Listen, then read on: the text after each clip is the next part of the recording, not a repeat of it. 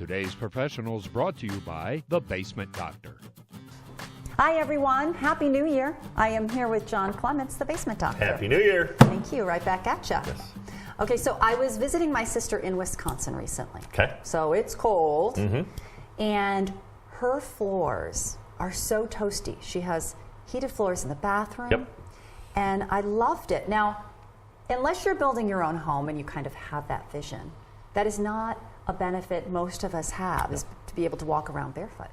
The colder climates, it is a almost given if you have ceramic tile that they're putting the heated floor, the radiant heat underneath it.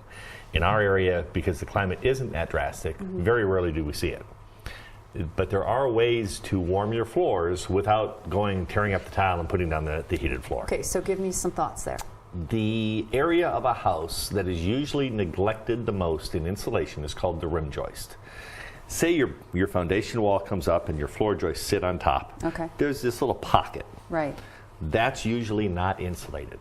And 20% of the air loss in your total house comes from this little rim, this edge, all the way around, because that's where the air gets sucked in at. Now, is that a difficult fix? No, it's actually a very quick and easy and, quite frankly, cost-effective, cheap fix.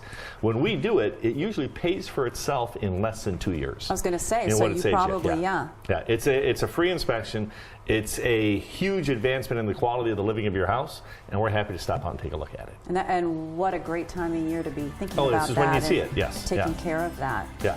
Great. And then what about in the hot weather? Does it help also? Yes, because it keeps that hot weather on the outside as well. Insulation works both hot and cold. It's Okay. like your thermos. Great. Okay, thanks, Same John. way. Thanks, everybody.